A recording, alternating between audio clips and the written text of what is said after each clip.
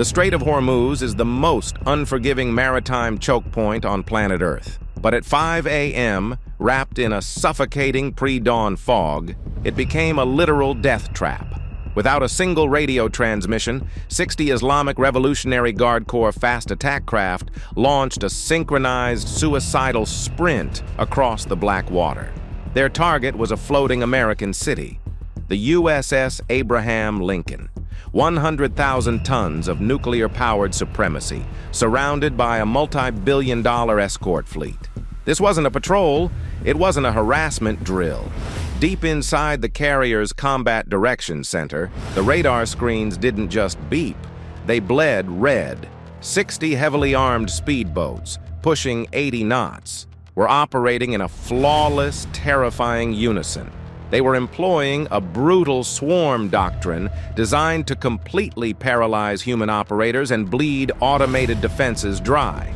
They were coming for the king, and they had minutes to reach the hull. Before we break down exactly how this U.S. carrier strike group unleashed absolute mechanical hell to survive an overwhelming 60-ship ambush, I need a quick favor from you. We are building the most elite tactical breakdown community on YouTube.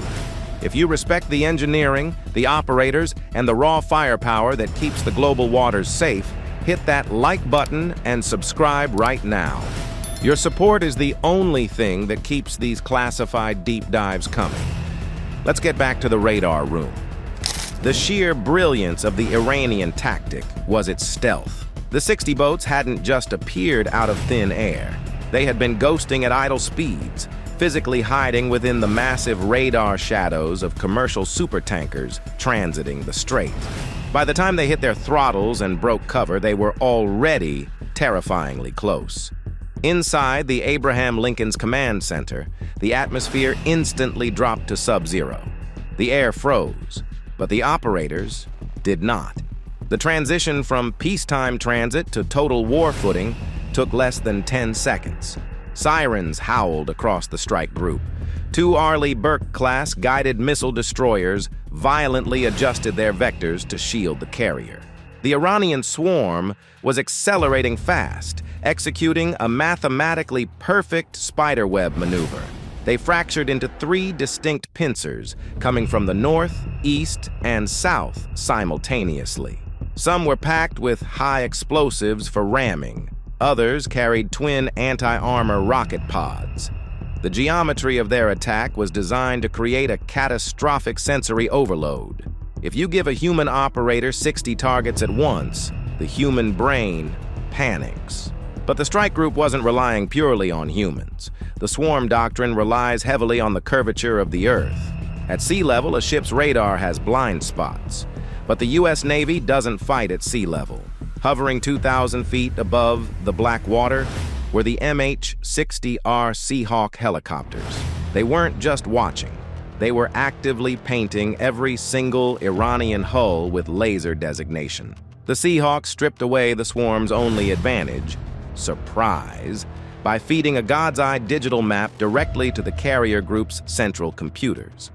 The pilots didn't wait for the boats to get closer. They squeezed their triggers. Supersonic AGM-114 Hellfire missiles detached from the helicopter pylons, leaving blinding trails of white smoke in the dark. The missiles slammed into the outer ring of the Iranian formation. 3 speedboats instantly vanished in blinding columns of fire and pulverized fiberglass. But a true swarm doesn't mourn its dead.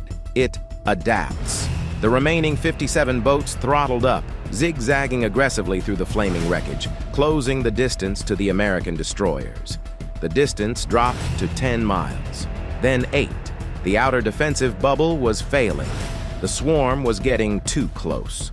The Iranian commanders had calculated the response time of destroyers and helicopters. What they absolutely did not factor into their survival math was the presence of an apex predator loitering silently in the clouds above. The A-10 Thunderbolt II is not a dogfighter. It is an armored, flying titanium bathtub built exclusively to deliver catastrophic violence to ground and surface targets.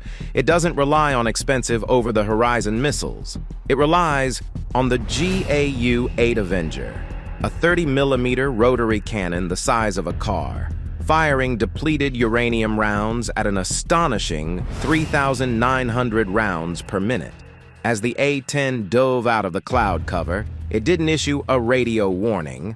Its warning was a terrifying, low-frequency mechanical roar that vibrates through the human chest cavity.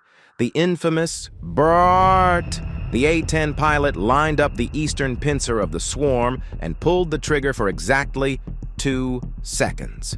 130 armor-piercing shells, traveling faster than the speed of sound, hit the water like a localized meteor shower. A line of 4 Iranian speedboats was literally chewed to pieces. Hulls shattered, engine blocks melted, fuel tanks detonated simultaneously, creating a shockwave that flipped a 5th boat entirely upside down. That was the exact moment the psychology of the swarm broke. The entire Iranian doctrine requires fearless, unbreakable momentum. But when the remaining drivers saw the sky open up and erase their vanguard in 2 seconds flat, human instinct took over. Drivers began violently swerving to avoid the burning debris of their comrades. They broke their synchronized attack lanes. They lost their speed. And the second a swarm loses its collective momentum, it stops being a deadly wave. It becomes a scattered collection of highly vulnerable, isolated targets. Down on the water, the American destroyers capitalized on the chaos. The ship's Mark 38 25mm Bushmaster chain guns tracked the erratic boats. Firing high-explosive incendiary rounds, the automated deck guns ripped into the stragglers. Water geysers erupted all around the speedboats before the rounds found their marks, shredding the light armor and sending Iranian crews diving into the dark, churning water to save their own lives. But out of the smoke and the slaughter, one single Iranian speedboat survived. Driven by sheer fanaticism, the pilot pushed his engines beyond the RedLine. He had slipped through the A-10's strafing run. He evaded the chain guns. He was now just 1,000 yards from the U.S.S. Abraham Lincoln's massive steel hull. He armed his explosives. In 15 seconds, he would make impact. He never got the chance. Mounted on the edge of the carrier's deck, the Phalanx close-in weapon system, the legendary R2-D2 of the sea, woke up. The Phalanx is the absolute last line of defense. It does not require a human to press a button. Its dual radar system tracked the inbound suicide boat, calculated its exact speed, trajectory, and wind resistance in a microsecond. The white dome rotated. The 6 barrels spun up, and it unleashed 75 tungsten core rounds every single second. The engagement lasted exactly 3 seconds. The 20mm rounds acted like a buzzsaw. The Iranian speedboat didn't just sink, it was structurally atomized. It dissolved into a cloud of splinters and mist, leaving nothing but expanding ripples on the water. Absolute silence fell over the strait. The remaining Iranian boats, those that hadn't been turned to ash by the A-10 or ripped apart by the deck guns, cut their engines. They sat drifting in the water, staring at the burning graveyard of their attack force. They had lost the engagement in barely 5 minutes. Slowly, deliberately, the surviving boats turned their bows north and retreated into the fog. The U.S.S. Abraham Lincoln never stopped moving. It never changed its course. 100,000 tons of American steel glided right through the burning wreckage of the swarm, completely untouched. The Iranian Revolutionary Guard had learned the ultimate, brutal lesson of modern naval warfare. Swarm tactics rely on overwhelming the enemy's mind, but you cannot intimidate a radar algorithm. You cannot overwhelm an automated chain gun, and you absolutely cannot outrun the wrath of an A-10 Warthog. The defense was designed for this exact nightmare, and the machine, as always, won.